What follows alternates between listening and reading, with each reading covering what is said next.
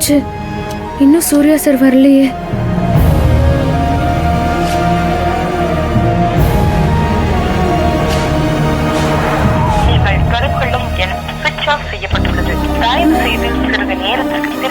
என்னது இது, இன்னும் சுவிட்ச் ஆஃப்னே வருது. சூர்யா சார் நைட்டே வந்திருக்கணுமே, இவ்வளவு நேரம் ஆகியும் வரல. ஒருவேளை அந்த ராஜாங்கத்தால ஏதாவது பிரச்சனை வந்திருக்குமா? ஐயோ கடவுளே, சூர்யா சாருக்கு எதுவும் ஆயிருக்க கூடாது. இப்ப என்ன பண்றது? பேசாம சுந்தரவள்ளி அம்மா கிட்ட சொல்லிடலாம். ஏற்கனவே ஏகப்பட்ட குழப்பமா இருக்கு. நான் தனியா ஏதாச்சும் பண்ண போய் அது பிரச்சனை ஆயிடக்கூடாது. சொல்லிடலாம்.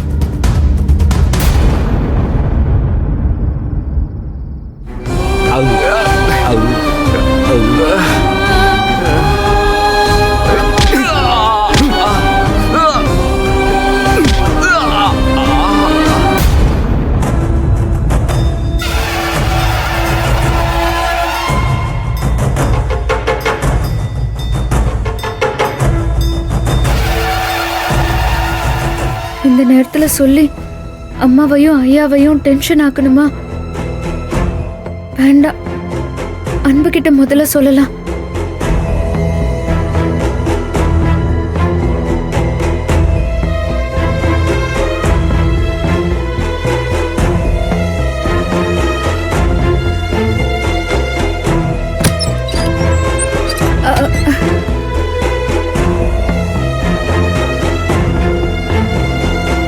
நந்தினி. ஐயா,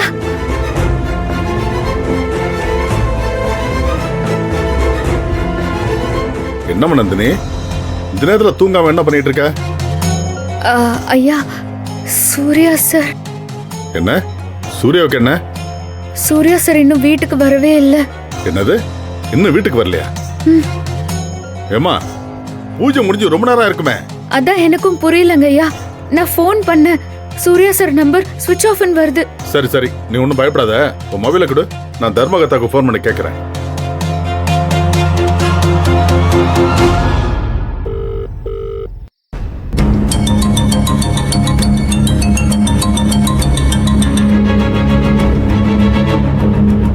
என்னாச்சுங்க ஐயா? இரு இரு, ஃபோன் ரிங் போகுது, இருமா.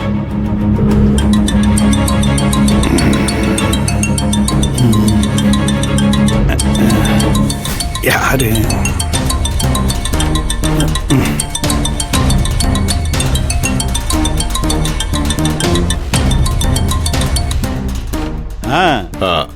தர்மகர்த்தா, நான் அருணாச்சலம் பேசுறேன்.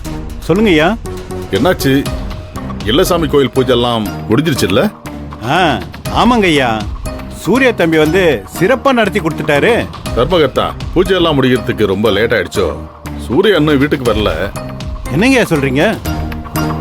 வழக்கம் போல நைட்டே பூசை முடிஞ்சு போச்சே. சூர்யா தம்பி இன்னுமா வரல? ஐயா, என்னாச்சுங்க ஐயா? இரு இரு, கொஞ்சம் இருமா.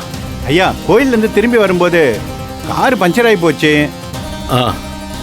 நடந்தே போயிடலான்னு சூர்யா தம்பி சொன்னதுனால எல்லாரும் நடந்தே திரும்பி வந்துட்டோம். சூர்யா தம்பி எங்க கூட தான் பேசிட்டே வந்தாரு. நடுவுல கரண்ட் கட் ஆயிடுச்சுங்களையா. கரண்ட் வந்ததுக்கு அப்புறம் பார்த்தா சூர்யா தம்பி அங்க காணோம். நம்ம மணியார் தான் சூர்யா தம்பி அப்பவே வேகமா போயிட்டாருன்னு சொன்னாரு. சரி, வீட்டுக்கு போயிருப்பாருன்னு நாங்களும் வீட்டுக்கு வந்துட்டோம் ஐயா. ஐயா, ஏதாவது பிரச்சனையா? நான் கிளம்பி வரவா? வேணாம், நான் பாத்துக்கிறேன். தேவைன்னா உங்களை கூப்பிடுறேன். சரிங்க ஐயா. என்னாச்சுங்க ஐயா? என்ன சொன்னாரு? சூர்யா கோயில்ல இருந்து வீட்டுக்கு கிளம்பி வந்துட்டானா? ரொம்ப நேரம் ஆச்சுன்னு சொல்றாரு. பரவாயில்ல, ஏதோ கரண்ட் கட் ஆயிடுச்சான். அப்புறம் கரண்ட் வந்த உடனே பார்த்தேன் சூர்யா அங்க இல்லைன்னு சொல்றாரு. கடவுளே,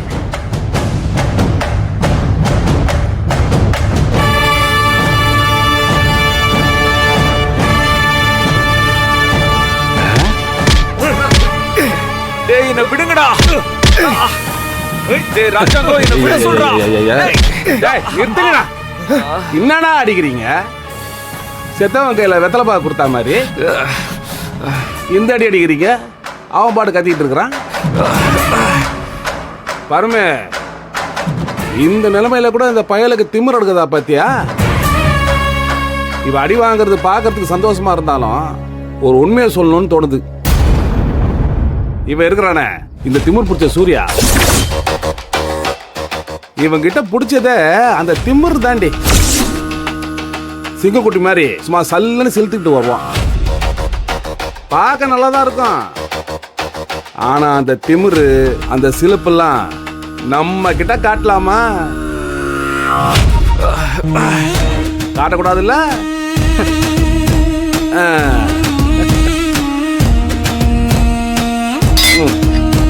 பரமே, இந்த புடி. இவன் திமிர அடக்குவோம். உன் மனசுக்குள்ள எவ்வளவு கோபம், ஆத்திரம், வெறி, வேகம், விவேகம்லாம் இருக்குதோ எல்லாத்தையும் தீர்த்துக்கணும். இவன் பொண்டாட்டி கபடி போட்டியில் என் நெஞ்சில ஏறி மிதிச்சுட்டு போய் ஜெயிச்சால, அதை திருப்பி கொடுப்பானா? அதுக்கு வாய்ப்பு கிடைச்சிருச்சு. வாய்ப்பு கிடைக்கலையா? வாய்ப்பை உருவாக்கி இருக்கேன். ஆமா, இத நான் விடுவேனா? இவனை நான் சும்மா விடுவேனா?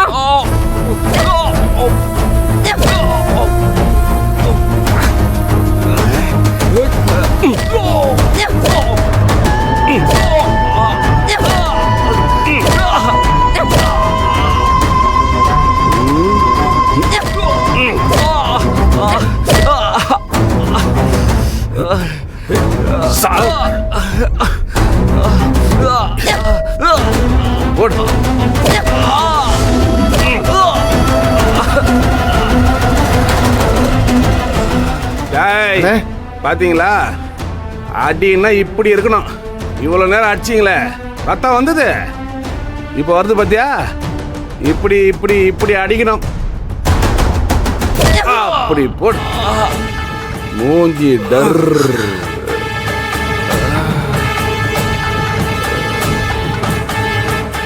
என்னடா அது தலை தொங்கிடுச்சு?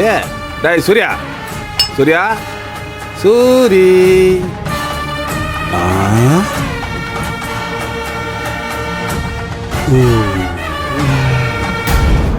என்ன பாருமே, தலை தொங்கி போச்சு. போயிட்டானோ?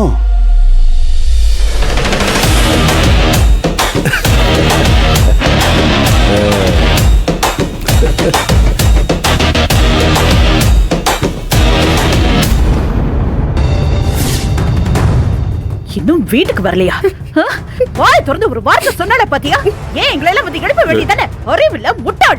இப்ப வந்து எல்லாத்தையும் சொல்லிட்டு இருக்கா. சுந்தரவள்ளி, அவளே பதட்டத்துல இருக்கா. அவகிட்ட ஏன் கோவப்படுற? கொஞ்சம் பொறுமையா தான் பேச. என்னங்க பேசணும்? என்ன பொறுமையா பேசணும்? என்னங்க நைட்டு வீட்டுக்கு வர வேண்டியவன் இப்ப விடிய போகுது. அப்பவே சொல்லாம இப்ப வந்து சொல்றான் சார் இன்னும் வரல அப்படின்னு. இப்ப என்ன பண்ண போறீங்க?